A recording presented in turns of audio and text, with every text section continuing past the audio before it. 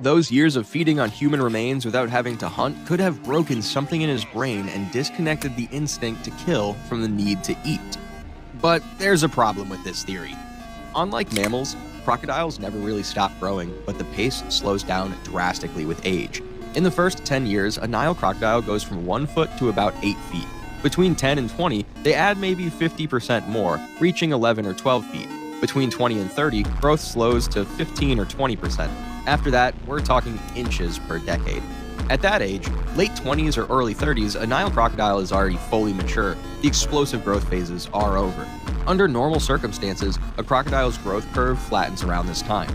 The bodies may have fed Gustav, but they arrived too late to explain his giganticism.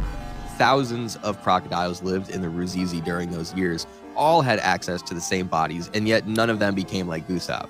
Unless Gustav was never a normal crocodile to begin with.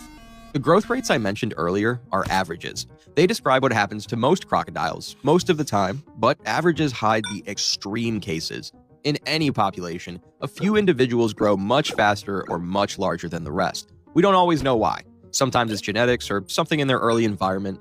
These cases are rare, but they happen.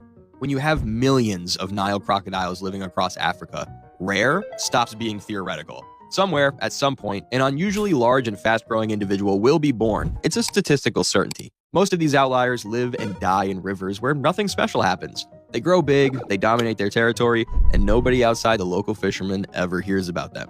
But this particular outlier was born at the southern end of a funnel that would channel decades of human violence directly through his territory. Speaking of violence, in 1988, the massacres of Entega and Marangara killed several thousand people. The political context was different from 1972, but for the rivers, the result was the same. Bodies flowed downstream through the same funnel, passing through the same marshlands, although in smaller numbers than in 1972. This is when the first reports of attacks by a giant crocodile on humans begin appearing in the area. The late 80s are the earliest traces of his modus operandi, where he killed people and dragged their bodies onto the bank, leaving them barely touched. By that time, Gustav was around his mid-40s already, so why did he start behaving like that so late?